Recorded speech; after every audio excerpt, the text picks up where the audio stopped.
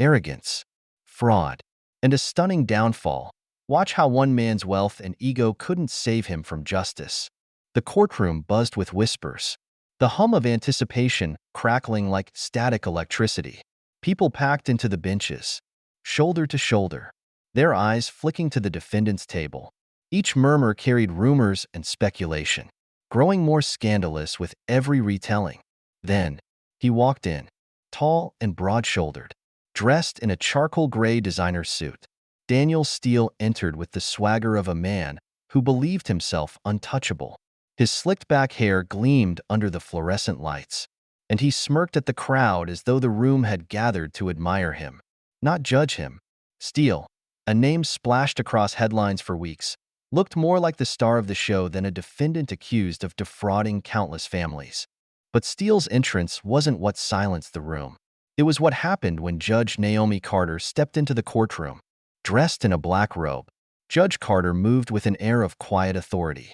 She didn't need to raise her voice or glance at the crowd to command respect. Her presence alone was enough. Known for her no-nonsense demeanor and unwavering commitment to justice, she was the kind of judge who saw through theatrics and privilege. "All rise for the Honorable Judge Naomi Carter," the bailiff announced. The room stood in unison, everyone except Daniel Steele. He remained seated, casually flipping through a legal pad as though the proceedings were a trivial inconvenience. His lawyer leaned in to whisper urgently, but Steele waved him off with a dismissive flick of his hand. Judge Carter paused at her bench, her gaze piercing as she scanned the room. Her face betrayed no emotion, but the growing tension in the air was unmistakable. A murmur rippled through the crowd. Who did this man think he was? "You may be seated," Judge Carter said, her tone calm but firm. She didn't address the slight yet, but the atmosphere in the courtroom had shifted, the weight of her presence now bearing down on everyone, especially Steele.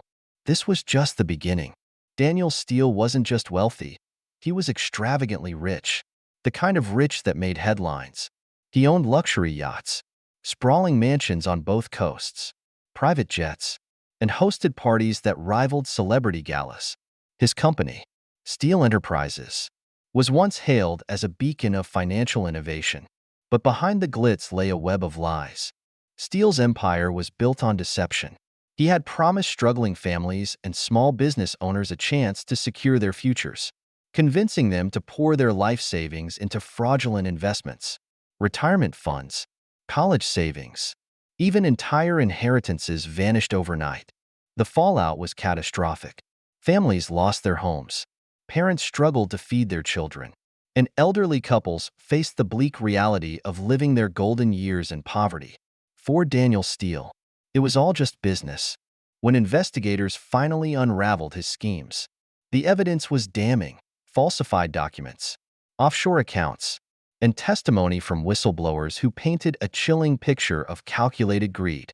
Even as the walls closed in, Steele remained arrogant. "I've got the best lawyers money can buy," he told reporters outside his Malibu mansion. "This will blow over. It always does." And for a while, it seemed like he might be right. His legal team delayed the trial for months with endless motions, painting Steele as a misunderstood visionary. But no amount of spin could erase the mountain of evidence or the heartbreak of his victims. By the time the trial began in Charleston, the courtroom was packed every day. Among the crowd were Steele's victims, ordinary people whose lives he had destroyed.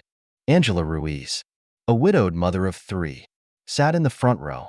After investing her savings with Steele, she lost her home and spent weeks living out of her car with her children. Beside her was Henry Walker, a retired firefighter who had spent decades saving for retirement, only to end up living in his brother's spare room. Their stories, and countless others, were laid bare in gut-wrenching detail during the trial. Angela's voice trembled as she recounted the day she realized she couldn't make her mortgage payment. "I begged them not to take the house," she said, tears streaming down her face. "But they didn't care. My kids had to sleep in our car for 2 weeks. Do you know what that feels like?" Henry's testimony was equally harrowing. "I spent 30 years running into burning buildings," he said, his voice heavy with emotion. "And this man, he burned my future to the ground without a second thought." But Steele sat unfazed. He leaned back in his chair, scrolling through his phone and occasionally smirking. To him, these were just stories, background noise to a trial he believed he would win. As the prosecution built its case, Steele's arrogance became the story. Headlines blasted his lack of remorse and blatant disrespect for the court. During cross-examination, prosecutors presented damning emails in which Steele instructed his team to falsify records. One read, "Make the numbers look good. We need these suckers to sign on the dotted line." The courtroom gasped. When asked about the emails, Steele leaned into the microphone, his tone dripping with condescension. "Yes, I recognize it. But let's not pretend it means what you're implying. It's just business talk. You wouldn't understand." Judge Carter's gavel struck like a thunderclap. "Order in the court," she commanded, her voice slicing through the noise. She turned her gaze to Steele, her tone sharp. "Mr. Steele, I advise you to watch your tone. This is not a boardroom." But Steele seemed unfazed, his smirk unwavering. The trial reached its final day. The courtroom was electric with anticipation as Judge Carter prepared to deliver her verdict. Steele sat at the defense table, his posture relaxed, his grin intact. When Judge Carter finally spoke, the room fell silent. "Mr. Steele," she began, her voice steady and deliberate, "you have been found guilty on all counts of fraud, conspiracy, and obstruction of justice. The evidence against you is overwhelming, and the testimonies of your victims paint a damning picture of your actions. You manipulated, exploited, and destroyed the lives of countless people for your own gain." Steele leaned back, his expression smug, as though he still believed he could talk his way out of this. But Judge Carter wasn't finished. "Throughout this trial, you have shown a blatant lack of remorse. Your behavior in this courtroom has been nothing short of disgraceful. You have insulted your victims, disregarded this court's authority, and treated these proceedings as if they were beneath you." Angela Ruiz clasped her hands tightly, tears streaming down her face. "Justice, Mr. Steele," Judge Carter continued, her voice cold, "is not about wealth, power, or privilege. It is about accountability. And today, you will face the consequences of your actions." The room held its breath. "I sentence you to 25 years in federal prison without the possibility of parole," Judge Carter declared. Gasps rippled through the courtroom. Steele's smug grin vanished, replaced by disbelief. The judge's gavel struck again. "Furthermore, I order the immediate liquidation of your assets to repay the victims of your crimes." Steele shot to his feet, his face red with fury. "You can't do this," he shouted. "I'm Daniel Steele. You can't treat me like this." Judge Carter remained calm. "Mr. Steele, sit down. This is a joke." Steele bellowed. "I'll appeal. I'll ruin your career." The bailiffs moved closer, escorting him out of the room as his protests grew fainter. For a moment, the courtroom was silent. Then, applause erupted, a rare but fitting response. Judge Carter addressed the crowd. "Justice has been served. Let this be a reminder. No one, no matter how powerful, is above the law." Outside the courthouse, Angela Ruiz stood on the steps, her voice shaking as she spoke to reporters. "We're still rebuilding," she said. "But today, we have hope." Henry Walker echoed the sentiment.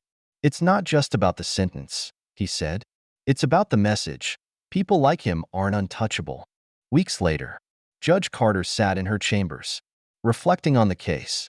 For her, the verdict wasn't about triumph. It was about fairness. Justice wasn't a victory to be celebrated. It was a responsibility to uphold. Ethan Steele's story became a national conversation about accountability and integrity. Victims began to rebuild, inspired by a system that, for once, worked in their favor.